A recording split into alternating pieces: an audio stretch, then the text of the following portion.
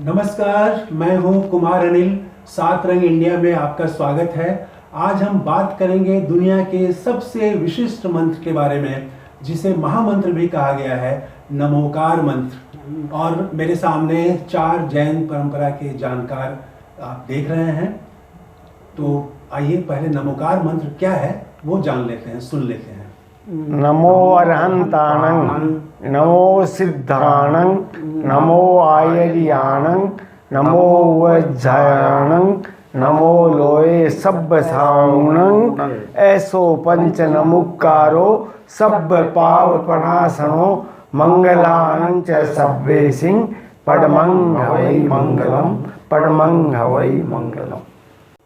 तो आइए अब हम नमोकार मंत्र के बारे में विस्तार से जानेंगे।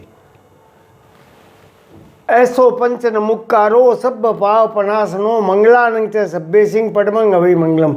ये ऐसा नमस्कार महान मंत्र है जिसके द्वारा कि सब पापों का विनाश हो जाता है। जी जी, ठीक है। आइए अब और हम इसके बारे में चर्चा करते हैं। तो मेरे सामने कई जैन परंपरा के शास्त्रों के जानकार बैठे हुए हैं। सबसे पहले मैं तनसुख लाल वैद्य जी से जानना चाहूँगा कि ये नमोकार मंत्र को क्यों दुनिया का सबसे विशिष्ट, सबसे अलग मंत्र कहा जाता है। इसे महामंत्र कहा जाता है।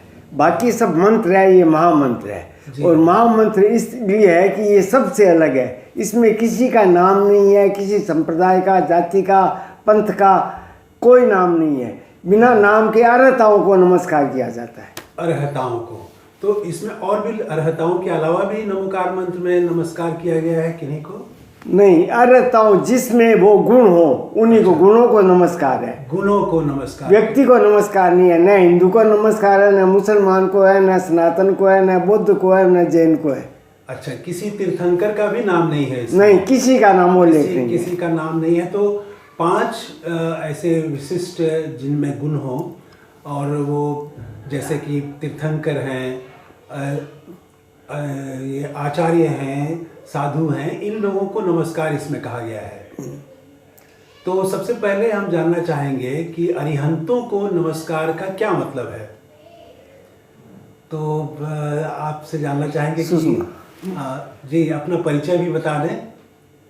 मैं सुषमा हूँ जी, और मैं जैन श्वेतांबर को फॉलो करती हूँ। और ये नमस्कार महामंत्र में हम अरहंतों को नमस्कार करते हैं। तो उनको अरहंत वो होते हैं जिन्होंने अपने कसायों को नियंत्रित कर उन पर विजय प्राप्त कर ली है। जी जी। इन्हें परम सत्य का ज्ञान हो चुका है और वो अपने चरम लक्ष्य मोक्ष के बहुत नज़दीक पहुँच चुके हैं।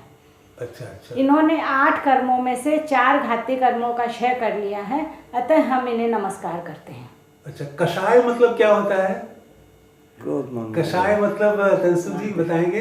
क्रोध मान माया लोभ, अवगुण, ये 4 ऐसे कसाय हैं जिनसे हम ब्रह्मभाव भ्रमण करते हैं। जी जी, हमारे आम श्रोताओं को पता चलना चाहिए, कषायों पर नियंत्रण का मतलब है अपने अवगुणों पर नियंत्रण। क्रोध मान माया लोभ। जी जी।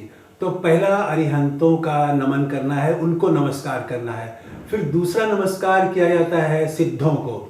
तो इसके बारे में भी हम जानना चाहेंगे आप में से कि सिद्धों को नमस्कार, इस पर कुछ बताएं। सिद्ध वे होते हैं जी, जो कि पूरी मतलब सब कर्मों को क्षय, 8 कर्म होते हैं, 8 कर्मों को क्षय कर चुके हैं। अच्छा। और वे सिद्ध होने के बाद उनके कोई शरीर नहीं होता, वे अशरीरी हो जाते हैं।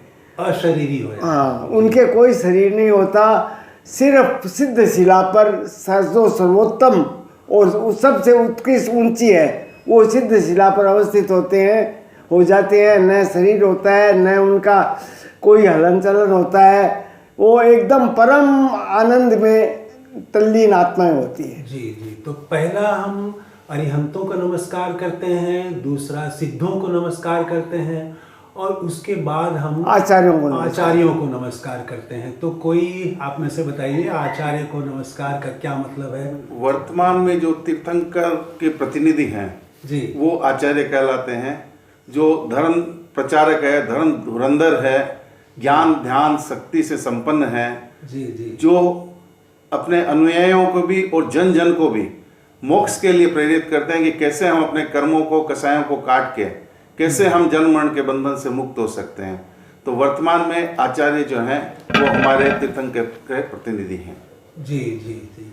तो ये पहला हो गया कि अरिहंतों को नमस्कार, फिर सिद्धों को नमस्कार, आचार्यों को नमस्कार, और उसके बाद उपाध्याय को भी नमस्कार कहा गया है, उनको भी प्रणाम बताया गया है। तो बताइए सुशीला वैद्य जी। उपाध्याय को इसमें उपाध्यायन में हम उपाध्याय को नमस्कार करते हैं। उपाध्याय हमारे आचार्य द्वारा आज अभी नियुक्त किए जाते हैं। उनको 11 अंग 12 उपंग मतलब इनको जानकारी होती है शास्त्रों की है, लोगों को उपदेश देते हैं और ये अपने खुद ये अपना लोगों को ताड़ते हैं और खुद भी अपना ताड़ते हैं। अच्छा अच्छा। तो और अंत में है कि साधुओं को नमस्कार। तो साधु तो बहुत सारे दिखते हैं, तो यहाँ जो जैन परंपरा में नमोकार मंत्र में किन कैसे साधुओं को नमस्कार करने के लिए कहा गया है? इनमें किसी भी साधु का नाम नहीं है, किसी भी साधु क्या संप्रदाय का नाम नहीं है। साधु वे जिनमें कि साधुत्व के गुण हो, जिनमें साधुत्व हो, जो 5 महाव्रत के पालक हों। 5 महाव्रत कौन से? पूर्ण अपरिग्रह, पूर्ण अपरिग्रह, हाँ अपरिग्रह जी। हाँ। दूसरा पूर्ण अहिंसा, पूर्ण अहिंसा जी। पूर्ण सत्य जी ठीक है। पूर्ण ब्रह्मचर्य जी जी। और पूर्ण अचौर्य। अच्छा अच्छा। माने अहिंसा, सत्य, ब्रह्मचर्य, ऐश्वर्य और परिग्रह, ये सब से जो मुक्त होते हैं जी, इनको यदि हम पंक्तिबद्ध लें तो अहिंसा, सत्य, अस्तेय, अपरिग्रह, अहिंसा, सत्य, अस्तेय, ब्रह्मचर्य और अपरिग्रह। जी जी। तो ये हुआ साधुओं को नमस्कार। तो इस तरह से 5 जो विशिष्ट हमारे लोग हैं, अरिहंत हैं, आचार्य हैं, उपाध्याय हैं और साधु हैं, सिद्ध हैं, इनको नमस्कार कहा गया है। तो ये इस नमोकार मंत्र से को करने से कहते हैं कि आदमी के भीतर का अहंकार खत्म हो जाता है। आप कुछ इस पर और प्रकाश डालना चाहेंगे? यदि हम नमन करते हैं तो नमन अपने आप में अहंकार विलय की साधना है। जी जी। और नमस्कार करना, झुकना जी, ये बहुत बड़ी बात है। और मुझे जो सबसे बड़ी बात इसमें नमस्कार महामंत्र में लगती है वो यह है कि इसमें किसी का भी नामोल्लेख नहीं है। जी जी। और बिना नामोल्लेख के यदि उन गुणों को और अर्हताओं को नमस्कार किया जाता है, उससे बड़ा कोई नमस्कार नहीं। जी। तो बस अंतिम टिप्पणी में नमोकार मंत्र की विशिष्टता के बारे में सबसे चाहूँगा कि कुछ एक वाक्य में इसकी विशिष्टता बताएं। तो मनोज जैन जी, आप अगर कुछ कहना चाहेंगे नमोकार मंत्र की विशिष्टता? नमस्कार महामंत्र के माध्यम से हम अपने आप को मुक्तिपथ की ओर अग्रसर कर सकते हैं। जी। और सुशीला वैद्य जी हैं आप? नमस्कार महामंत्र अपने सब कर्मों का नाश करता है। उसको ध्यान से अगर उसका जप किया जाए तो कर्मों का नाश होता है। उसको देवता भी नमस्कार करते हैं और ये बहुत बड़ा महामंत्र है। जी, आप भी कुछ बताइए।